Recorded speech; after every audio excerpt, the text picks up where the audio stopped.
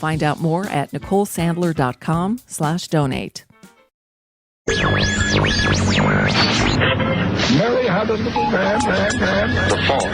We believe that all men are created equal. To the magnificent mosaic that is America. From radio beacon to radio beacon.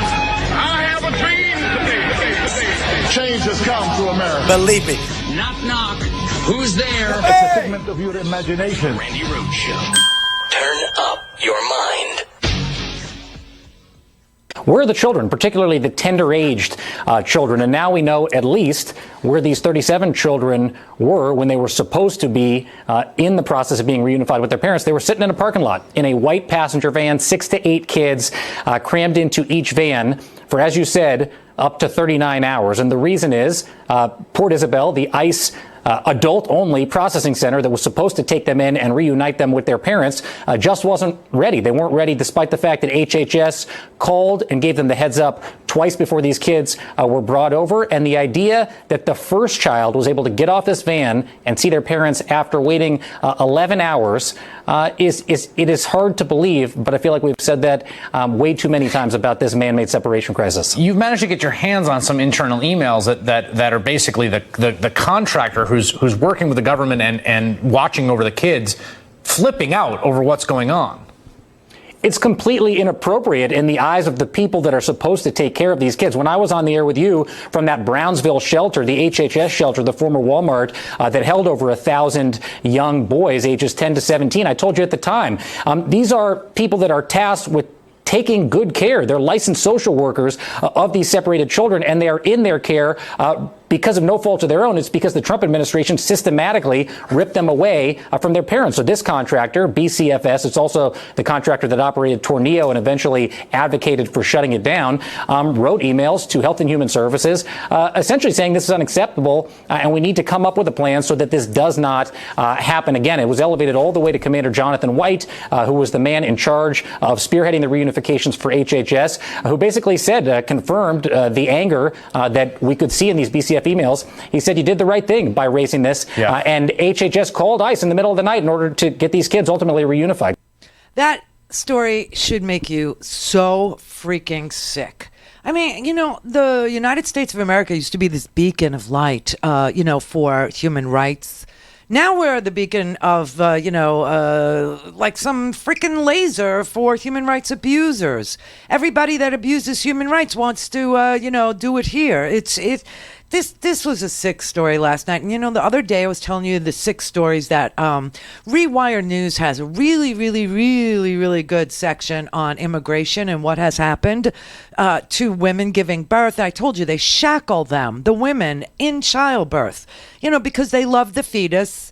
They hate the children. Obviously, this is just adding more evidence to that claim that I made and have made for several years about the Republican Party.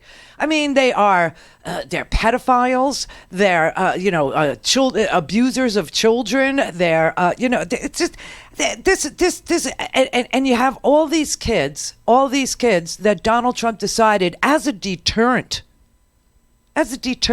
he would do the Nazi thing. He would separate the children from their parents, and this would be a deterrent. And if a few children get broiled alive in sweltering vans in parking lots, well, then that'll serve as a deterrent too. He's such a sick man. So this story, Jacob Soboroff had this story. This is about what happened last July. This was in the middle of a sweltering Texas summer, okay? It was Berlin outside if you're from the Bronx. Berlin. Blistering. And these kids, migrant children, were being taken 30 minutes away. 30 minutes, that's how long the drive was supposed to be, from Port Isabel Detention Center in Los Fresnos, Texas, to a place where their parents were waiting for them to be, I swear to God, it sounds like something out of Reverend Sun Young Moon's freaking church, to be reunified with their parents, who we took them away from in the first place, okay? And these kids got to the place where their parents were, 30 minutes away, and they thought that they were going to be greeted with hugs and kisses and the long overdue love of their parents.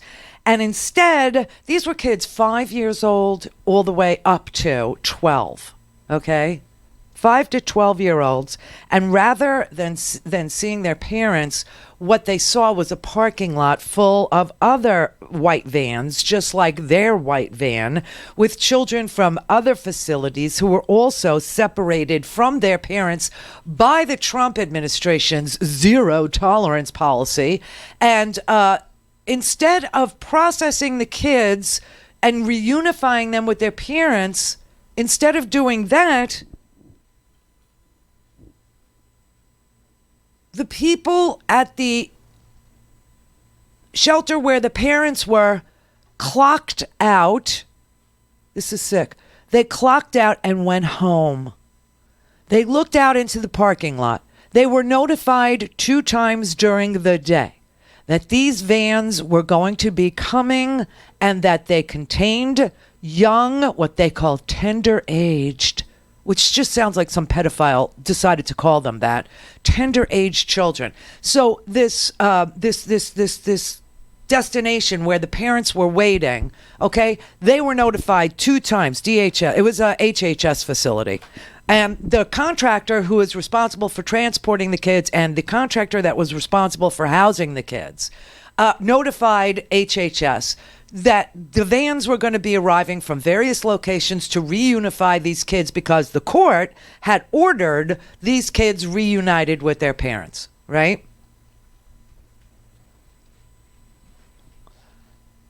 Instead of waiting for the vans, when they saw the vans, the people at HHS decided they would clock out and call it a day. And they left these kids sitting outside in these vans for 39 hours, almost 2 days. Almost 2 days in the blistering, blistering heat. Now, to have kids, you know, we get these warnings all the time. We live in Florida. I'm sure Arizona has it too. Any desert location, any really, really hot environment. I'm sure the summer in Louisiana, Mississippi. I'm sure you get these warnings too. Never, ever to leave a dog unattended in a car. Never, ever leave your children unattended in a car. Never do it. They left these kids trapped in vans for 39 hours. Now, it would be one thing if they were trapped by flooding or a mudslide or something and people had to dig them out, but they were just trapped by sheer incompetence and disregard for their welfare, the uncaringness of these people that work at HHS, and that's harder to dig through. They were told, these kids were told, that they were on their way to see their parents again, and then they were sequestered for almost 2 days in vans. And they called that zero tolerance. How about zero humanity? How about that there? I mean, this just, it makes you gag. And then the other day, we were showing you the stories that Rewire was able to report on about, you know, and there were other stories too, not just the Rewire stories, but there were stories about the Homestead Air Base down here that's been converted into a teen migrant prison. So the non-tender-aged teenagers, the ones that are 13 to 16, they're put in a child's prison here in Florida, in South Florida, in a place called Homestead. And 3,000 of the kids around here wrote letters to the kids inside the prison and told them that they were not alone, that we knew that they were there, that we cared for them, that we would do everything we could to celebrate their bravery and get them back with their families, you know, and blah, blah. And the guards at the freaking prison wouldn't allow the letters to be delivered. So one of the kids inside the prison had kicked a soccer ball over the wall, and the kids that were outside protesting their imprisonment wrote on the soccer ball, "You are not alone," and kicked it back over the wall. And the guards ran as fast as they could to get the soccer ball so the kids would never see that American children cared about them. That's sick and twisted. You know, it couldn't have been more cruel if it had been designed as international torture. And the only reason why I doubt that it was designed as international torture is because the Trump administration isn't that clever. They're just mean. Just mean. all things Randy at randyrhodes.com. Go for launch. Speaking truth to power, the Randi Rhodes Show. I think President Trump, and I say this without any joy in my heart, I think he is a racist, and we need a new policy on the border which deals with asylum seekers in a humane way. America must never be the country that tears little babies from the arms of their mothers. So how does that policy at the border look like? I mean, for example, what would you do with detention centers right now? I don't want to see children in cages, and I think there are other ways to deal with the influx of asylum seekers. Would you look for an immigration reform within the first 100 days of Very your important, presidency? yes, I would. And here's the good news, Julio, and that is that the American people support comprehensive immigration reform. Yes. And when we get rid of a racist president, I think we will be able to implement that. Oh, man, this is just so sad. It's so sad that little children, 5-year-olds who have done nothing, absolutely nothing. They've just, been born, which is what I thought the conservatives wanted them to be, born. And then they came here fleeing violence, fleeing poverty, fleeing gang violence and a corrupt government. They came here looking for something slightly safer. And, they end up in these freaking prisons, these child prisons, for-profit prisons. They end up in places where they have to stand on a toilet to breathe. Seriously, they're so overcrowded. There are places, detention centers that are built for 100 people that have 900 people in them. And, they're standing on toilets in order to breathe. You got children who are being separated from their parents. You have pregnant women who are going into labor and they're shackled. Their hands, their feet, and sometimes even their bellies are shackled while they give birth because they represent such a danger to our society. Oh, my. And then you know what they do? They take the babies away. This is a sickness that has infested this country where people literally cheer for it. I got to tell you, he's all over the world. I mean, that little Bernie clip I played because I want to show you that this is being played all over Latin America. That was Noticias. And so that's a Spanish language news channel. And, they're telling the people in Latin America about the brutality of the United States, about what they can expect. And you know what? Even in light of this, even in the face of this, it's better to try here than it is to stay there, which really reminds me of a lot of crap that happened in Europe. Take your chances. I mean, this is just so sick. And so this is one of the little known stories of, the Trump family separation policy. It's one of the little known. They had no plan. When they took children away from their parents, they didn't even put any ID on the children, not even a piece of paper that would, explain who they were or a phone number for a relative or a parent or anything like that. The government contractor, the not-for-profit organization that was responsible for these kids was actually writing panicked emails to HHS and to ICE telling them there has to be a procedure here. There has to be some sort. And they said there isn't any.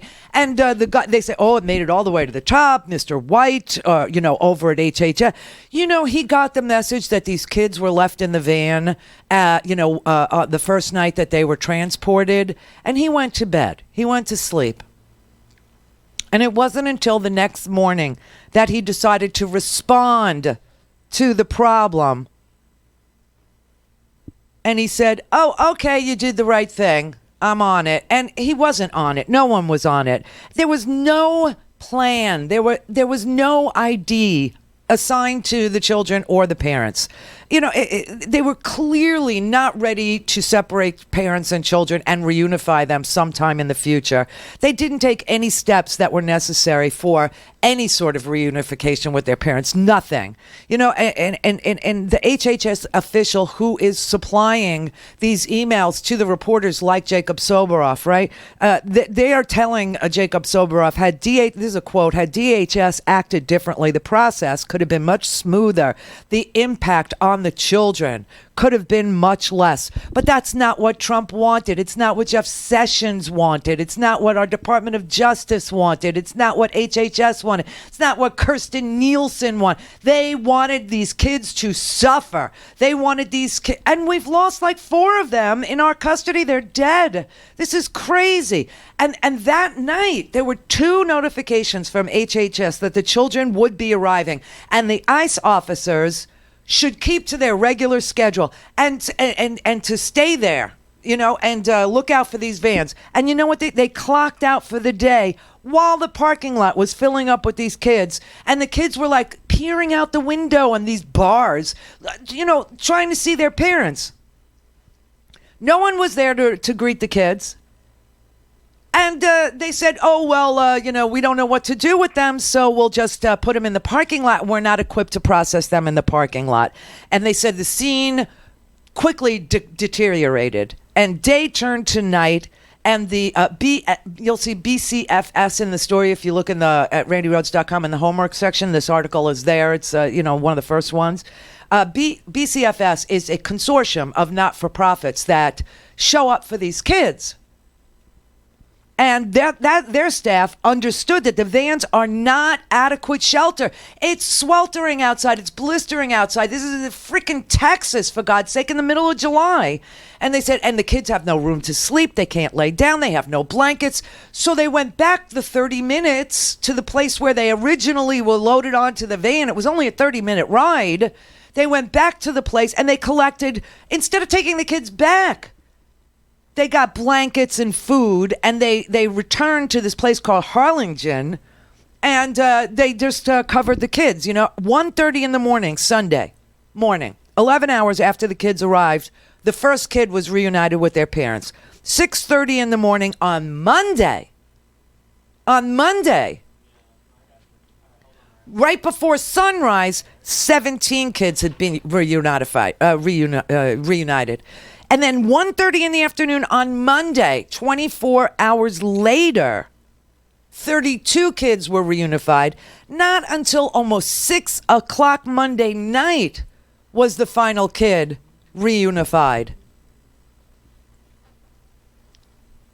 And emails are flying back and forth and back and forth. 11 o'clock Sunday night, there was an email from this BCFS, consortium of volunteers, consortium of not-for-profits, and they had written all these emails, and they said, this is unconscionable, and we got these buses and vans, and these kids are just sitting in these vans, and it's sweltering hot, and the response from ICE, the response from DHS was, these children have all been reunited with their parents. No child has spent more than a few hours waiting. It was almost it was more than 2 days. Well, it was almost 2 days. It was 36 hours. I was almost 48 hours sitting in a van. And they went all the way to the top. Jonathan White, they gave him an email. Okay, he was selected by Trump to oversee the reunification effort that the court had ordered. And he got he got an email at 11 o'clock at night, and he did not respond to BCFS, to the consortium of not-for-profits, until the next morning. He literally went to bed and got some sleep and didn't even respond. And then when he did, he said, oh, you did the right thing. And then he testified at a status hearing and never brought this up. Call in, connect. To speak to Randi, call 561-270-3844. 561-270-3844. Talking about the mayor of London. Is that who you said? Yes. Well, I think he's been a not very good mayor, from what I understand. He's done a poor job. Crime is up, a lot of problems. And I don't think he should be criticizing a representative of the United States that can do so much good for the United Kingdom. We talked about it before. He should be positive, not negative. He's a negative force, not a positive force. And if you look at what he said, he hurts the people of this great country. And I think he should actually focus on his job. It'd be a lot better if he did that. He could straighten out some of the problems that he has, and probably some of the problems that he's caused. Thank you. Jesus. Can you imagine being lectured to by him in any way, shape, or form? He's attacking, and he started it before he even landed in London. Did you see that tuxedo last night? Did you see that?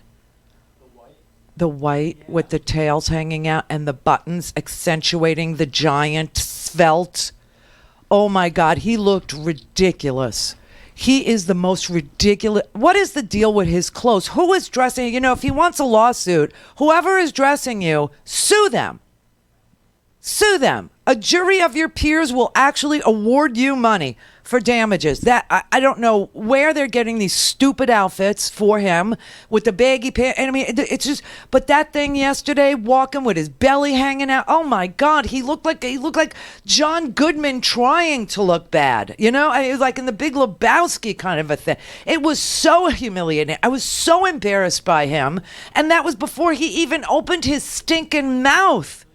This is just bizarre. The whole freaking world knows. The whole world is embarrassed first. And he's lecturing Mayor Sadiq Khan, who, by the way, has a message for Donald Trump that was on CNN International this morning. Even in my own country and in America, dare I say it, you've got people whose views I find abhorrent, whose views are the complete opposite of our values in this country, who, you know, see Donald Trump as their champion. I think it's wrong, for example, to defend white supremacists and neo-Nazis and, you know, those who are anti-Semites. I think it's wrong to amplify the tweets from racists in this country as Donald Trump has done so. I think it's wrong, by the way, to separate children from their parents on a border. I think it's wrong to ban people from coming to your country because of the faith they belong to. I think it's wrong to roll back the progress that's been made on the reproductive rights of women or LGBT plus rights. I mean, the whole world knows what he's doing. The whole world thinks that he's a fascist. Everybody gets it. Everybody knows it. You know, the BBC actually has in their studio a mini baby Trump blimp. Did you know that? Here, I'll give you a little clip. This is one of the protesters that Donald Trump swears he never saw because he's a liar. A liar in a really freaky looking tuxedo. That was like, I mean, I actually tweeted last night, who is dressing this man? Looney Tunes? He looked like a fat, freaky version of Bugs Bunny in the opera. You know, the one where he's, you know, an orchestra leader and he's leading that. Oh my God, it was humiliating. He looked like, I mean, the Queen wouldn't even have a butler that looked like that dressed like that. It was humiliating to watch it. And then he was falling asleep while the Queen was reading her little, you know, dog and pony show to try and show him that NATO after World War II is what has kept the peace after World War II. And tomorrow's D-Day, the memorial for D-Day. You know, people are going to go to Normandy tomorrow to commemorate it. Trump has no idea. He has no idea what she was talking about. He sat there at this banquet that lasted, I don't know, 15 seconds and fell asleep.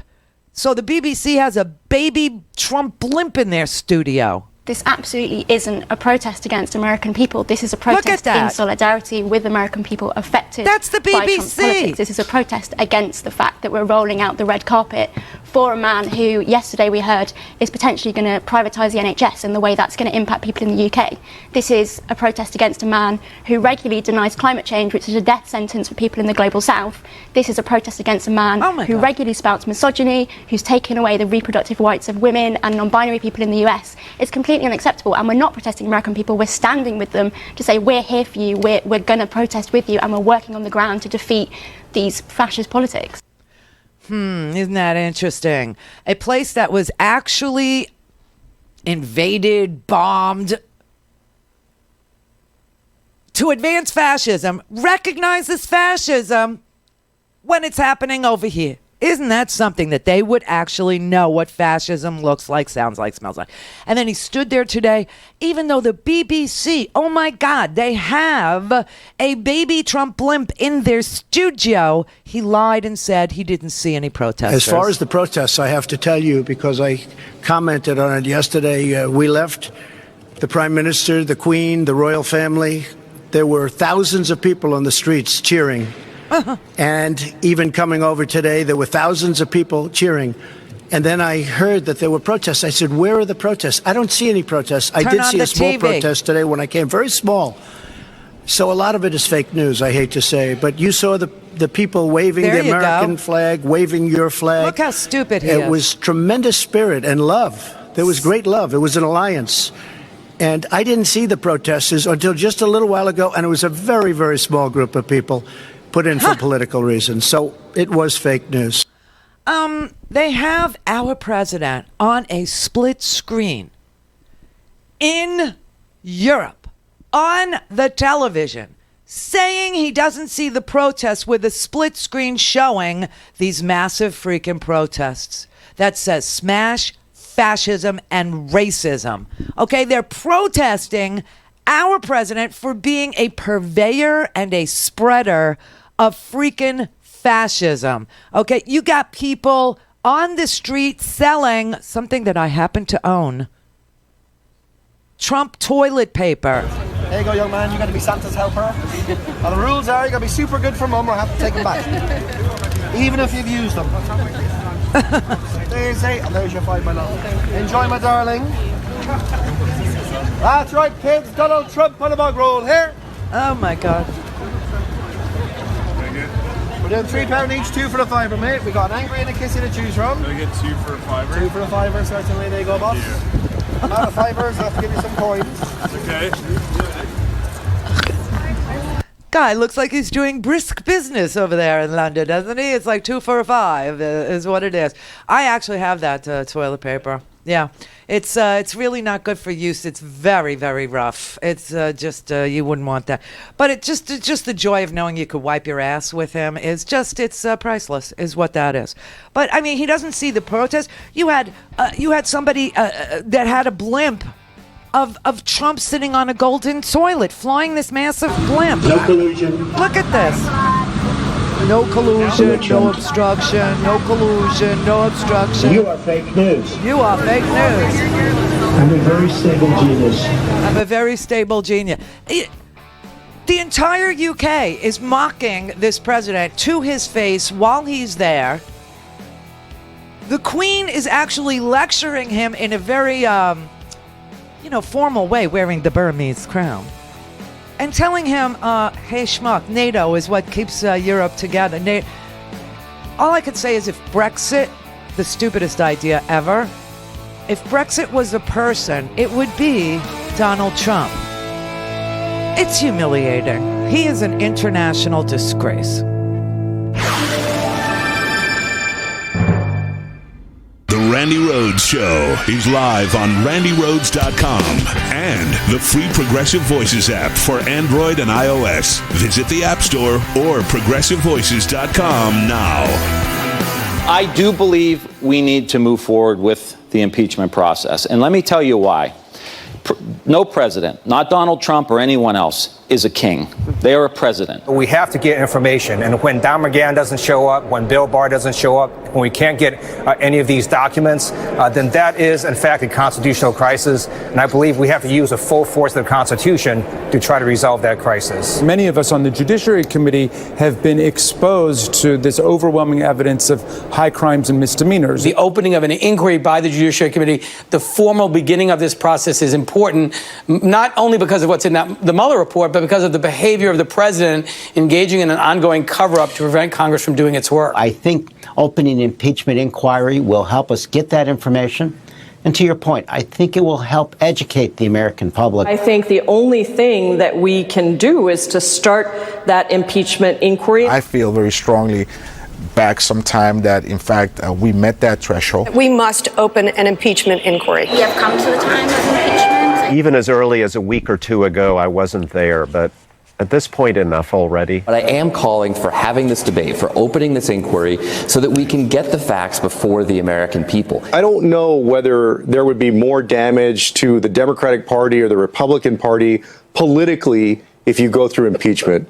But whatever that damage is, it's not as bad as the long-term damage to the country if we do nothing and we let Donald Trump get away with obstructing justice and just sit still and do nothing. That is a fact. The Constitution is being shredded. Human rights don't exist in this country. And, as long as they're doing it to children and not to you, some people are okay with it. But that is just vile. That is not America. This is nothing. It has nothing to do with who we are. It has nothing to do with the Constitution. We don't allow for cruel and unusual punishment, not even as a deterrent to murder, let alone a deterrent for 5-year-olds and keeping them in a freaking van in the middle of a blistering Texas freaking desert. I mean, this is just the sickest president we have ever had. And we've had some real doozies, man. I wrestle with which is worse. Donald Trump and all his freaking lies and the paying off of mistresses and the fact that he's an unindicted co-conspirator already, and that they're, obstructing justice to obstruct the obstruction investigation, which clearly found, oodles and piles of evidence that Donald Trump obstructed, and that what we have right now that's going on, the biggest cover-up in American history, which is worse, that or George W. Bush lying us into war and crashing our economy. I don't know. It's like 6 of one, half dozen. I don't know. I don't, one caused, hundreds of thousands of people, if not millions, to die. And the other one is torturing children. I don't, this is a tough call. This is a tough morality call. Legally, not an issue. The president of the United States currently is impeachable. He is an unindicted co-conspirator, and that's just the beginning of it. He's an unindicted co-conspirator in the payoff to Stormy Daniels, which we love to forget about. Because there are higher crimes, worse crimes. Everyone's in contempt. The Attorney General of the United States is in contempt of Congress. I mean, it's Don McGahn, the former White House counsel, is in contempt of Congress. As of today, Hope Hicks, the former communications director at the White House, is in contempt of Congress. As of today, Annie Donaldson, the chief of staff to the White House counsel, is in contempt of Congress. This is crazy. But which is worse? I don't know. So I have to say, Monday, the House Democrats will begin hearings. They will start hearings. And on Tuesday, there will be a full House vote on holding Bill Barr and, believe it or not, Wilbur Ross and perhaps Hope Hicks and perhaps Annie Donaldson and perhaps Don McGahn in one big package of contempt citations from the full House on Tuesday. So next week's going to be a doozy. But that's Monday we get the first hearing. Now, no, Mueller says, I don't want to. I'm not, it's, why he's such a hero to so many. Obviously, it's his Vietnam service because it is an amazing story. I mean, you had this guy who graduated from Princeton. I've never even set my polished toenail on the premises of a Princeton, okay, let alone attended in any way a college, of higher, in the Ivy League. I mean, that's just, for me, that's like awe-inspiring that somebody actually attended. And he graduated from Princeton, and then he enlisted in the Marines. And he was wounded. He does carry around some shrapnel in his body, in his corpus. And yet he won't habeas it. He won't bring it. I'm like, really, Mueller? Really? It's too inconvenient for you to give the American people a televised recounting of what's in these 448 freaking pages, and that you are so arrogant and prickly that you can't take time out of your busy retirement schedule to appear on the TV to elucidate and inform the American people about what's in these 448 pages that is written. I could read it, but it's, sort of legalese for some people, the footnotes alone. No, he's not showing up. And the Democrats are debating, do we subpoena him? Do we not? Listen, here's the thing about this impeachment, okay? Is the president impeachable? Yeah, he's impeachable. Right this second? Yeah, right this second. Does America believe that? No. Why? Because it wasn't on the TV. And if it didn't happen on the TV, it didn't happen. And so we got to get stuff on the TV. And so Monday, we're going to have like the first, sense of a hearing, right? And the witnesses are going to be, the first witness is going to be John Dean, who was Don McGahn during Nixon. Okay, I just hope you know. John Dean was the White House counsel in the Nixon administration. He was in Don McGahn's position. Okay, and Don McGahn is sitting there in contempt of Congress right now, and so is his chief of staff, Annie Donaldson, who took extraordinary notes and actually wrote down, "Oh my God, is this the beginning of the end?" When Mueller was appointed after he fired James Comey, which was the stupidest thing, and I'm quoting Steve Bannon now, the dumbest political move anybody has ever made. Right? That's what Bannon said. And so she's writing notes, copious notes. McGahn's writing notes. He wrote contemporaneous memos saying, "Oh my God, this is freaky. This is really bad." He's writing down what Trump is saying. "Oh I'm effed. This is the end of my presidency. It's all over." Right? And the guy that he feared the most will not testify. He won't give us the time of day. But I got to tell you, I've been reading a lot of legal scholars' opinions about how to proceed. Some of them assume that Mueller will never show up. Others of them say they should subpoena him and he needs to show up. But the bottom line on everybody who is, let's say, Ivy League educated and has I have a doctorate of jurisprudence, but it's honorary. So I never attended the law school, okay? I never did. But the people with big brains, the really, really smart ones, they're all saying, and I heard Jill Weinbank say this too the other day, and she's one of those big brains, right? And so I started reading like anybody I could get my hands on. And one thing that everybody seems to agree on is, screw the Mueller report. Don't bother to get the redacted Mueller report. Call the fact witnesses. Call the people who talked to Mueller. Call those people. They're private citizens. Now, I do realize Hope Hicks is a private citizen and she's in contempt of Congress. I do realize Annie Donaldson is a private citizen and she's in contempt of Congress. But, they're going to hold these people in contempt probably on Tuesday. I can explain to you as best as I can, and that's there's no precedent for what might happen next. And so I can explain to you as best as I can what might happen next. You won't like it. Because it's very nebulous. It's very iffy. It's very up in the air. But there is something Congress should do and can do. And the first thing it needs to do is to call the fact witnesses, the people that told Mueller whatever they told Mueller. And so I made a list. Now, you got this guy, George Nader, another pedophile. I'm shocked. He was arrested yesterday. George Nader, that Lebanese businessman that brokered the Eric Prince Seychelles meeting between the Russians, the UAE, and to open up a back channel so Russians could talk freely to the Trump administration incoming without, the prying eyes and ears of our intelligence community. George Nader was arrested yesterday at JFK for having 12 kitty videos of little boys having sex on his freaking phone. You know what? There's a deal to be had there. Call him. Get Flynn in there. Get Lewandowski in there. Get Bannon in there. Get Kelly in there. Get Nader in there. Get Tillerson in there. Whatever happened to Rick Gates, Manafort's partner? Get him in there.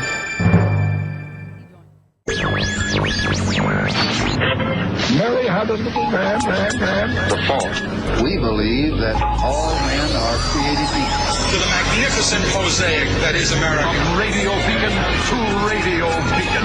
I have a dream today. Change has come to America. Believe it. Knock, knock. Who's there? It's a figment of your imagination. Randi Rhodes Show. Turn up your mind. My name is Keith, and I just want to let you know I'm starting to feel a little discouraged and feel like all the work that I did in 2000 and we all did in 2018 really didn't matter. And I'm also starting to lose confidence in our House Democratic leadership. And I want to know if you support Speaker Pelosi's slow, cautious approach towards the impeachment inquiry or not, and why. Thank you. First of all, I believe that the president deserves to be impeached. That much. Yeah.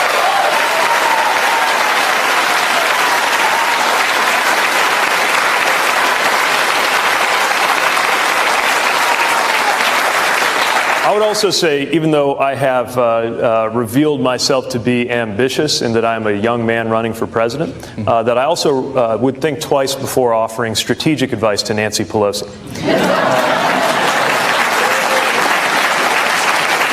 Because I think part of what's happening here is, to a lot of people, impeachment means removal from office. But it's really a process, right? And it's the only process we've got left. Because the DOJ has said you can't charge a sitting president. And I don't think it makes a lot of sense to suggest that the president is above the law. But basically it means the only place we can have a procedure, the only place we can have a due process, the only way we can go through the steps of evidence and so forth, as long as he is in the Oval Office, is in Congress in the form of an impeachment proceeding, which I think is what we're going to have to do. But in order to do that, it better be an airtight process. And so I do recognize that while we're still trying to get information, the investigations are ongoing, there are witnesses yet to come before Congress, that there may be some strategic wisdom in following that sequence. I'll leave that to Congress. What I will say is that no one ought to be above the law, that it matters that there is a majority.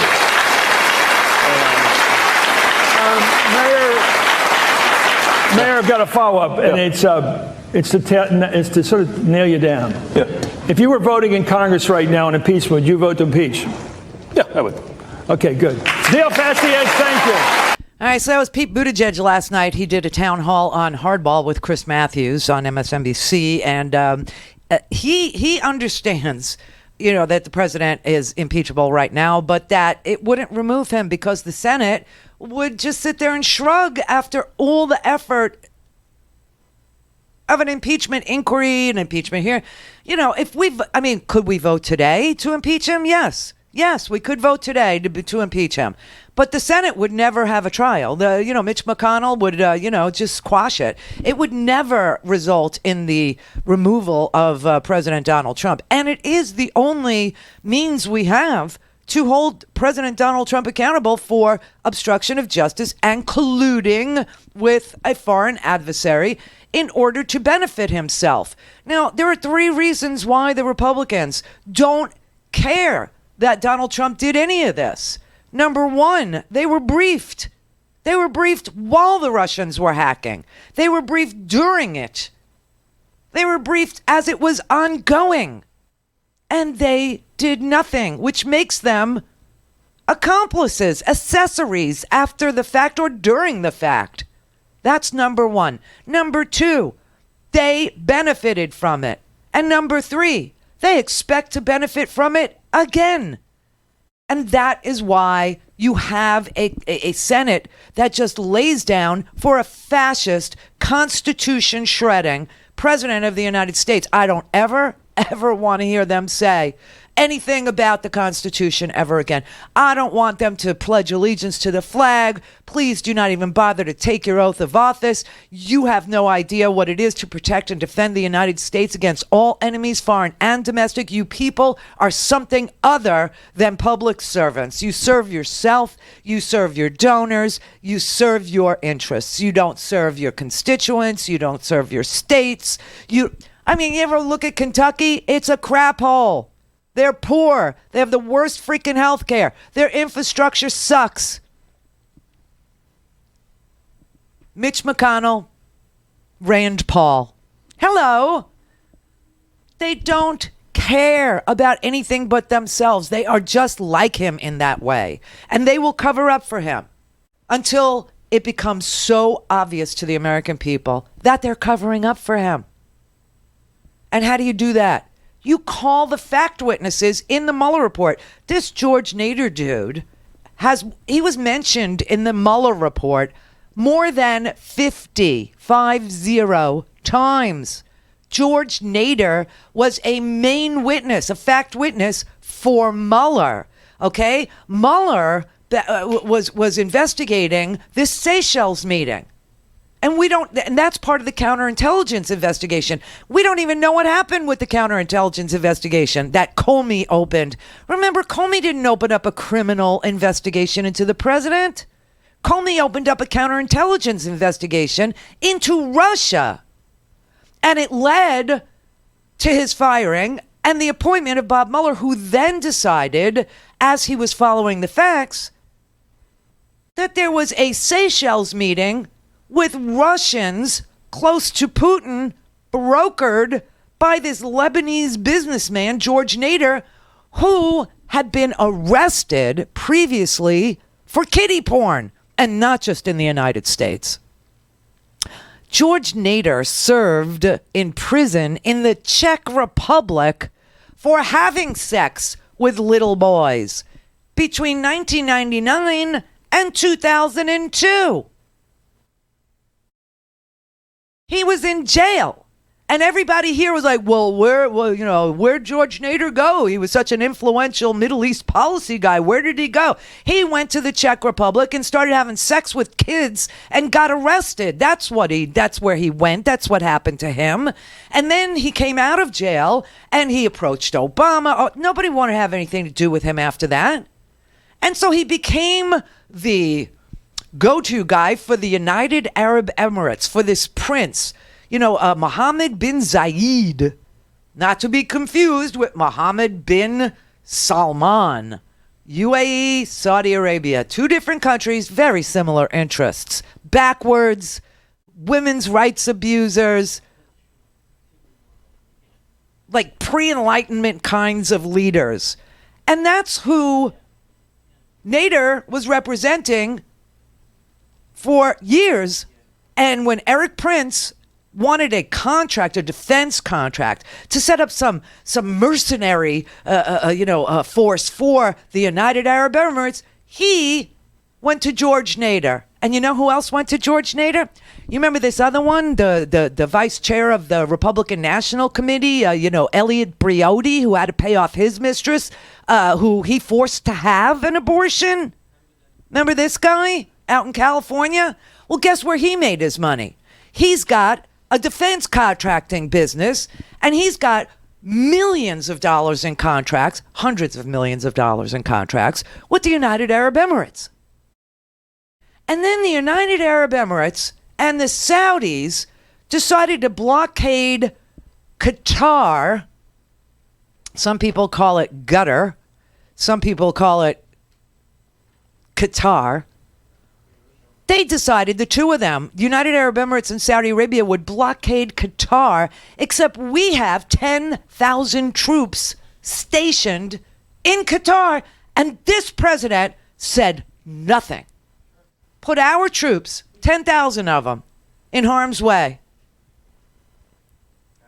Now, this George Nader dude, he comes back to the United States yesterday, puts his foot on American soil at JFK Airport, and he's arrested. Because on his cell phone, which he surrendered and got partial immunity from Mueller, I don't know what he got partial immunity for. Did he get partial immunity because he was brokering back channels between Eric Prince and the Russians, and that Eric Prince lied to Congress under oath about it? Or did he get partial immunity from being a pedophile? We don't know. See, these are the kinds of things Mueller could shed light on, but he won't do it. This Marine can't be bothered. But Nader was arrested yesterday because when he was first interrogated, they took his cell phone. They had a warrant to take his cell phone, and they found all this kiddie porn on it. So he left. He came back to the United States yesterday, and they arrested him. There's a deal to be had. Go testify, Nader. Go testify. Maybe he won't have to go to prison again. All things Randi at RandiRhodes.com. Go for launch. Speaking truth to power, the Randi Rhodes Show. Once the House floor votes it out, then it triggers a number of things. Our House counsel can go litigate in court. But we also have inherent contempt powers that courts have upheld for us to take immediate action irrespective of the courts. We can start imposing fines on that person. In the past, they had a House jail. I don't think we're going to go that far, but courts have upheld that as well. Here's former House Judiciary Committee council member Julian Epstein in an NPR interview explaining 3 scenarios that could happen if Barr is held in contempt of Congress. Congress could refer it to the U.S. Attorney for criminal prosecution of contempt. They could use another process called inherent contempt, where they use a sergeant of arms to literally go out and arrest the Attorney General and put him in the House jail. And the more likely option is that the House would direct counsel to go to court and try to enforce the subpoena civilly. Democrats are also in a race against the 2020 clock. And as Epstein noted in that same interview, the rules of subpoenas are tipped in the executive's favor. So Trump could possibly delay this motion until it's no longer relevant. Exactly. So we have this situation where obviously the president is instructing people to become contemptuous of subpoenas. He's telling them not to testify. He's told Don McGahn not to testify. He's told Andy Donaldson not to testify. He's told Hope Hicks not to testify. You have all these court cases now. Congress trying to do civil enforcement of subpoenas or even criminal enforcement of subpoenas. That will not work. Do you know why? Who enforces the law? Barr, the Attorney General of the United States. They could go to a U.S. attorney and they could say to a U.S. attorney to go ahead and, apply the criminal statute to people in contempt of Congress, and the U.S. attorney could refuse to do it.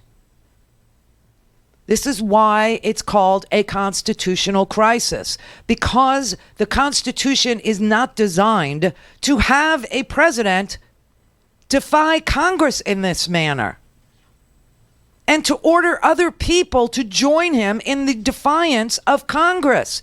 That's why it's a crisis. That's why it's a conundrum at the very least. But you know what the cure is for this? It's called impeachment. And that is what the court is going to say, in my humble opinion. You go to the court and you say to the court, we can't get these people to testify. Trump is telling Hope Hicks not to appear. He's telling his attorney general not to appear. He's telling Wilbur Ross not to appear. And this is a separate issue. The Wilbur Ross has to do with evidence that was discovered after a man died with regard to how the citizenship question ended up on the census. This is before the Supreme Court. It was argued in April before the Supreme Court. 3 judges below the Supreme Court have all said you can't put a citizenship question on the freaking census. It will force people to not participate, and you will get an undercount. And what's at stake there is about $800 billion in appropriations for various municipalities, states, districts, etc., and the maps, the congressional maps. Well, this man died, and on his hard drive, they were able to find that he was the one that was talking to Wilbur Ross, telling him, if you put the citizenship question on the census, you will be able to have a Republican majority forever. And Wilbur Ross lied when he testified to Congress that was the reason. He lied. He literally lied to Congress. So he has to be held in contempt because he won't come back, because now we have the evidence to use against him, right? So you have all this defiance, all of this lying to Congress. You got Junior lying to Congress. You have Barr lied to Congress. Flynn lied to Congress. McGahn, he won't show up. John Kelly's got to be called. I mean, all these, and the president's going to not order them, but he's going to tell them that he's invoked executive privilege and they can't go testify. They have to, not go. And that has to get litigated. Now, that is such a weak case. I mean, there's no claim of executive privilege that would pass muster in a court. Why? Because Trump allowed them to talk to Mueller in the first place. Not only did he allow them to talk to Mueller, but then he allowed his attorney general to release the Mueller report. So there's no claim of executive privilege that would withstand any scrutiny in a court. But to get it there, to wait for the court, and then to have the court say, well, go back and negotiate with the witness, or you do have a remedy that is something the court should not interfere in, and that's your inherent congressional right to use contempt, inherent contempt, not criminal contempt, not civil contempt. These are different courts. Inherent contempt means that the Supreme Court, and the Supreme Court has upheld inherent contempt, they have never held up a fine. So this is the thing about civil court, okay? If they go the civil route, civil is only for money damages. That's all you can do in a civil court. I think everybody knows that. That's where you sue. It's not where you go for criminal complaints. It's not where you go for punishment by taking away somebody's liberty. The civil courts are designed for damages, money damages. Now, if they go into civil court, it's possible that the court could say, all right, we're going to fine X, X amount of dollars a day for not, until he or she appears. But that will also get litigated in the next highest court. And then that will have to get litigated, and then that will have to go to the Supreme Court because that has never been tested. This is what I was trying to explain to the last caller yesterday, but we ran out of time. Okay, so that's a non-starter for me. It makes no sense. Now, if you talk about criminal contempt, it's a misdemeanor to refuse to testify or produce documents. And before you can go to the criminal court, the whole Congress has to take a vote. And they have to vote on a contempt referral. And that's what's going to happen Tuesday. But here's what happens after they vote on Tuesday. The contempt referral, and it will pass the House because we have a majority, because we did do a lot of work in 2018, and we did vote for checks and balances, and we did understand that this was a criminal president. So we did give the majority to the Democrats. But the contempt referral that the whole House will vote on Tuesday, no matter how many people they put into that package, and I suspect it will be a lot of people. I think Wilbur Ross will be included. For failing to testify about the census evidence that they have now produced. Obviously, Bill Barr is on that list. I don't know if Annie Donaldson. I would assume she is, and so would be Hope Hicks. Maybe even Don McGahn. Okay, but then the contempt referral goes to the United States Attorney.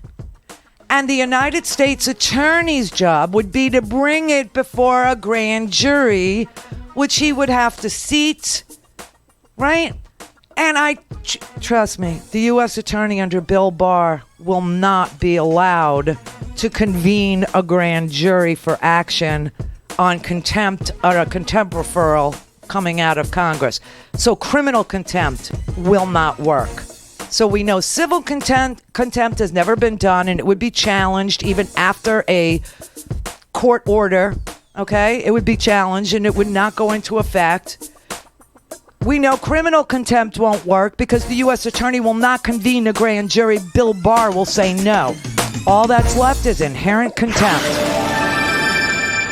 Connect. To speak to Randi, call 561-270-3844. 561-270-3844. All right, so look, I think what we are clear about is that we learned a few things today.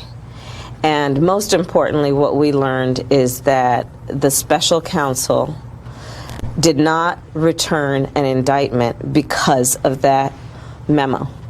In other words, but for that memo, I believe a fair inference from what we heard from Bob Mueller is that there would have been indictments returned against this president.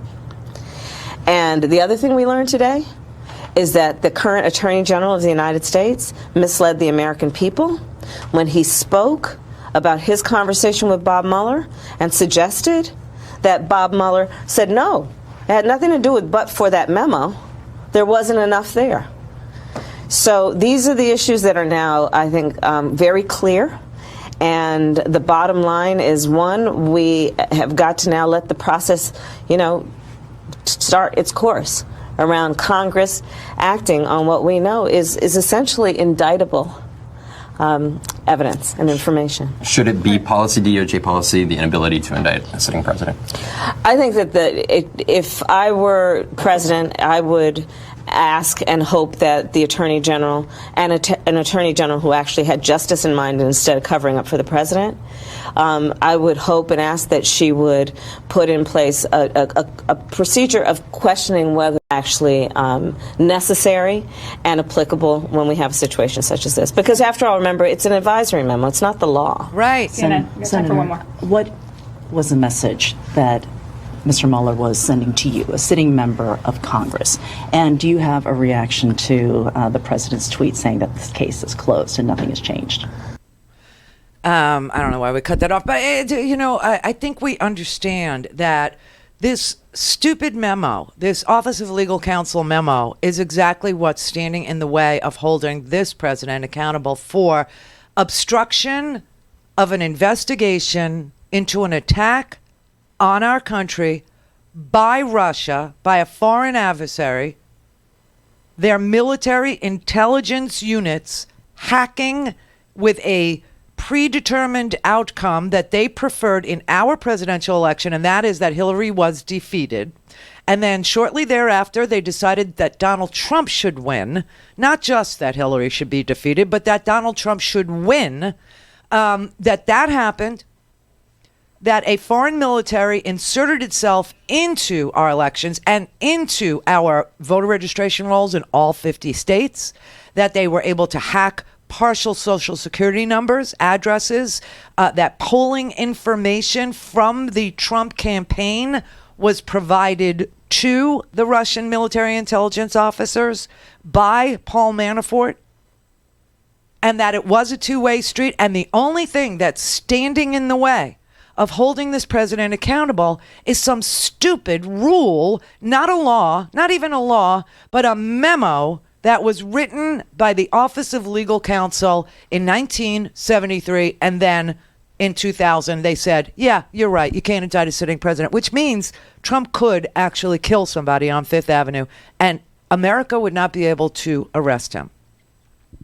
That the criminal courts can never, ever, ever be used to hold a president of the United States accountable for any criminal activity. That is what Mueller is saying, and he's wrong.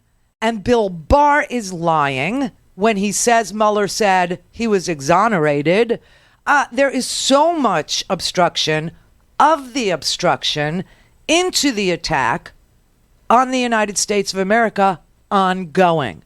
And that is where we are. You have a president who continues to obstruct an investigation into his obstruction of an investigation into an attack on this country. And he appears on the stage with the very foreign government that did it and says he believes the government that did it and not the United States. Now, we're not at war with Russia, so it's not treason, but he is a traitor. And so is Bill Barr.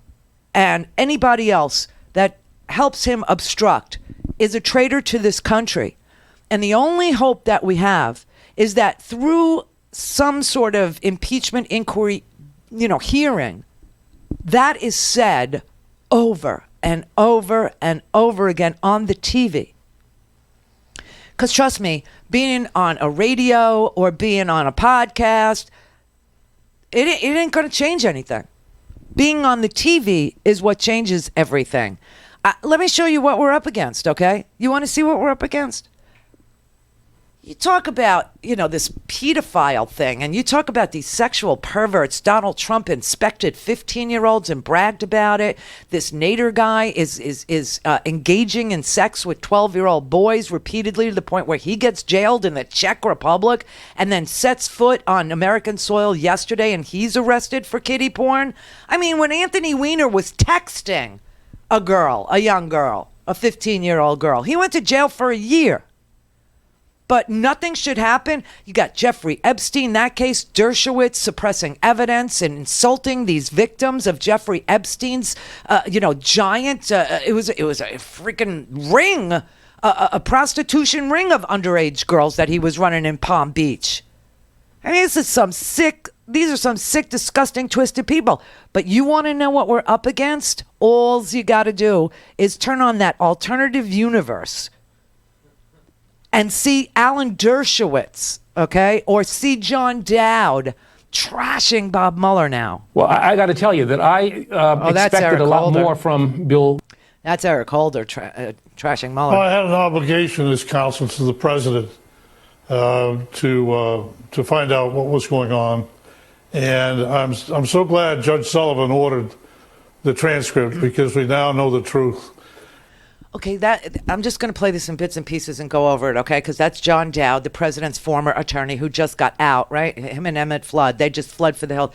John Dowd, an unfortunate-looking man, I must say, sat on the TV yesterday and said he told this to the Fox News audience, that he was very glad that Judge Emmett Sullivan ordered the communications between him and Michael Flynn's attorney made public, except that they're refusing to make those transcripts public.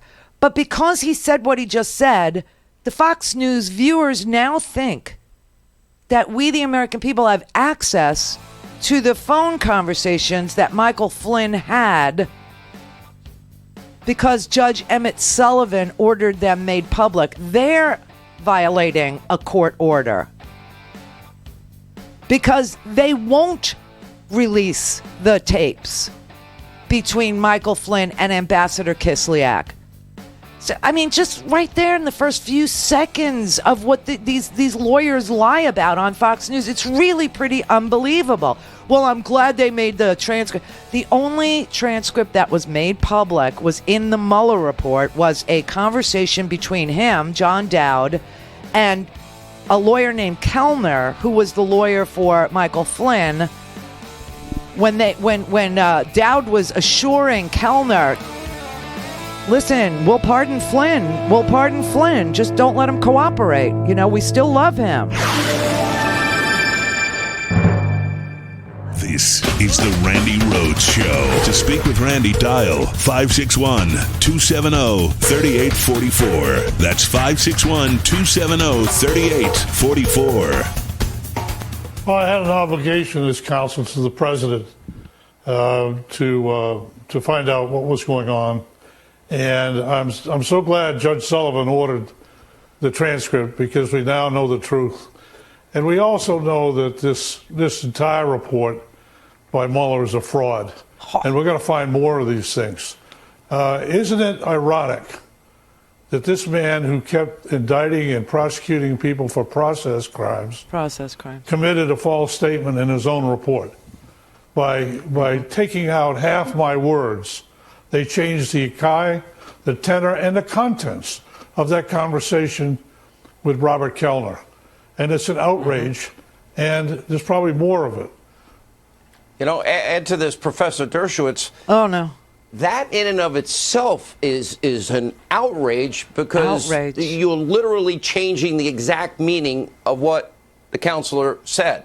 Number one. Number two, how embarrassing for Mueller last week to say, oh, I couldn't indict on obstruction because of a Department of Justice rule that doesn't allow or questions the ability of him to make a determination as it relates to whether you can or cannot indict a sitting president. And then you look at the team that he put around him with Andrew Weissman and company, all chronicled in Sidney Powell's License to Lie. Oh, please. And, Professor, you care about civil liberties. I care about civil liberties. Right. Every American needs to be concerned in all this. Got kids in a van. This is a very, very serious issue. The distortion of the Dowd quote is very serious, especially since, remember that a report by a special counsel is always going to be one-sided. Therefore, you have to trust it because the other side doesn't have a chance to look at it and show what's wrong with it the way it would in an adversarial situation. If a lawyer made a representation like that to a court and said, this is the quote, and left out the crucial context, which showed, as John said, that what he discussed was not only absolutely proper, but obligatory for a counsel when you have a joint defense agreement to find out exactly what's likely to be used against your client. What's likely to be used against you? You know, these two people are such world heavyweight champion cover-up artists for Donald Trump that it takes your breath away that they still do it. But this is what we're up against in this alternative universe. You're up against that, and then you got Jeanine Pirro. The reason that Robert Mueller spoke publicly this week is because he was more worried about his legacy than he was in protecting this country. Oh, my God. This is counter to everything he was taught and supposedly stood for, and is not only disappointing, but politically damaging. Okay, shut up, Janine. Really, you're supposed to be a judge. Can you imagine having your case heard before that judge? I mean, these people are so prone to distortion and lying and mismanagement of facts that I don't even know how they pass the bar. Honestly, I don't know how they pass the bar exam. I don't know how they pass the LSATs, which is nothing but managing facts. They are so willing to distort. Of course, the Mueller report had the conversation between Dowd and Kellner. And obviously, Dowd was calling to dangle a pardon, to suborn perjury from Flynn, telling him, the president still loves Flynn, his feelings remain, so, and if there's anything he's going to testify to that's going to, implicate the president, we got a national security issue, so, I need a heads up. That is what was in that transcript. The idea that we didn't understand what was in that transcript after reading the Mueller report is a lie. It's a lie. Now, here's the thing. We cannot hold this president accountable by bringing contempt charges, criminal contempt charges against anybody. Okay, Bill Barr or Annie Donaldson or Hope Hicks or Don McGahn or anybody who's in defiance of a subpoena as of today. Okay, you can't do it because even after the House votes on Tuesday to hold them in contempt, which is a process that they need to do before it's referred to a U.S. attorney, and then the U.S. attorney takes that referral and convenes a grand jury. You know how long that would take? Do you have any idea? So that's not going to work. That's number one. Number two, civil contempt's never been tried before. So whatever a judge says, the losing party is going to appeal it. That would go to the next level and then all the way up to the spring. Listen, that you wouldn't get an answer until the October before the November election. That's how long that would take. So that's not going to work. So what will work? Inherent contempt. We used to do it all the time. Here's what it is. And this is what the Supreme Court has said it is. Congress has, because of Article 1 of the Constitution, which assigns Congress its duties, it has oversight and investigative powers.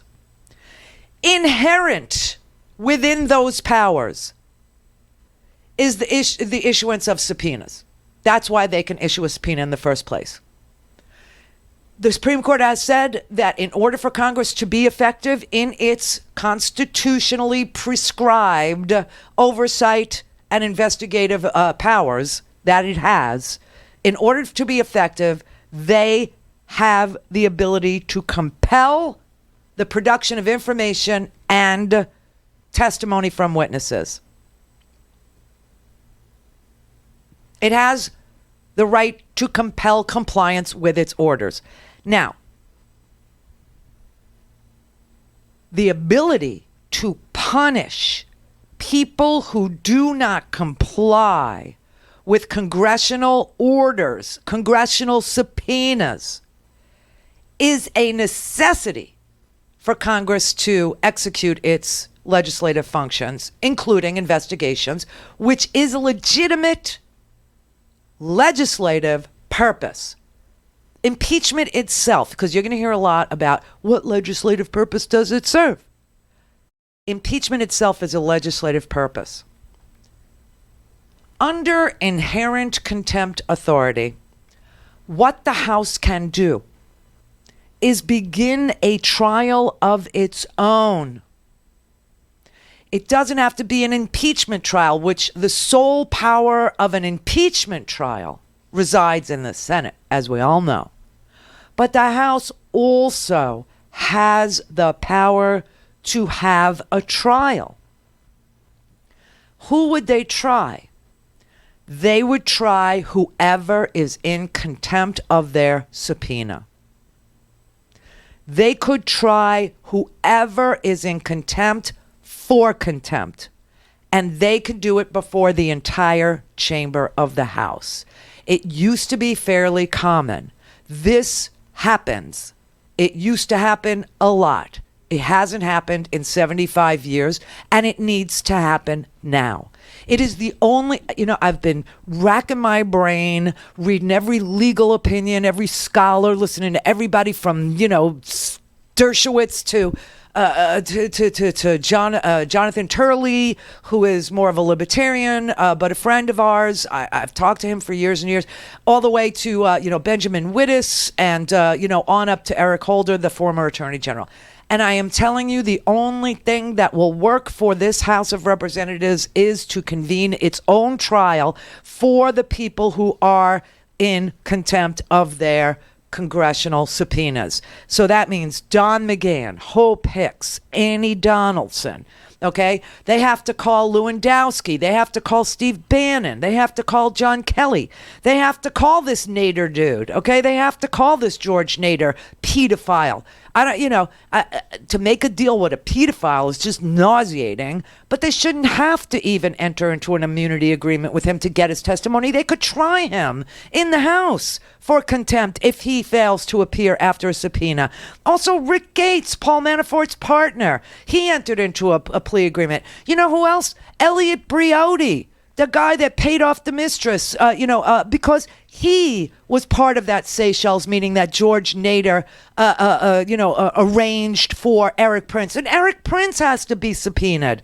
Tillerson, who was the Secretary of State that Briotti wanted fired because he wanted contracts from the UAE, and Tillerson was against it because of the blockade, right? McMaster has to be called. All these people have to be called, and if they defy congressional subpoenas, the House must have a trial for contempt. And that includes bringing witnesses. That includes using Mueller's report, his own report, their own testimony to Mueller to defeat any claims of executive privilege, to defeat any claims of immunity, and that is the only answer I can find. And again, I'm telling you, I have a law degree, but it's an honorary law degree. It did not go to law school. But after everything that I have looked into, civil contempt will not work. Criminal contempt will not work. The only thing that will work is Congress's right, their inherent contempt powers to hold a trial for those who are in contempt. That's where I'm at. That's all I can come up with. If you got a better idea, I'd love to know about it. RandiRhodes.com for the whole thing and a podcast. Buy a stinking podcast.